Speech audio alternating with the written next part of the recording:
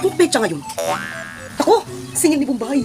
Wala ako pang ulo. Jelen, sabihin mo wala ako. Wala ako. Doon ako kay Mare. Basta pag dumating si Bombay, huwag mong sabihin na nandito ako. Sabihin mo wala ako, ha? Doon ako kay Mare. Yes, Mami! Nakalimutan ko. Hulog pala ngayon. Naipantaya ako sa parakol ng gold. Ganda kasi ng kwintas, Mother Lily ang design. Kasi talo. Sayang. Topo. Mama mo? Mama mo! Saan mama mo? Mama ko? Wala dito. Wala dito, mami ko. Nasa kumain na. Lingon ka doon. Yun, nakita mo yung bahay na malaking fourth floor? Di ba ang ganda kulay green?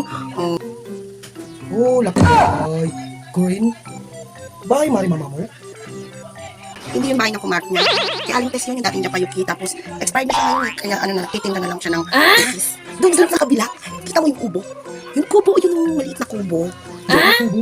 Kubo. Yun. Ang mag-asawa nakatira dyan eh. Ati kong lalaki, nagkibalay sila. Wala na nakatira dyan.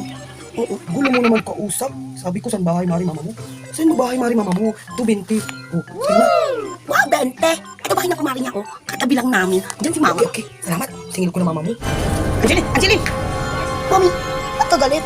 Di ba binili na kita? Sabi ko, wag mong sabihin na nandito ako. Dapat sabihin mo, wala ako. Ano naman sinabi ko kay Bombay ah? Sabi mo, wala ka dito. Doon ka sa mari mo.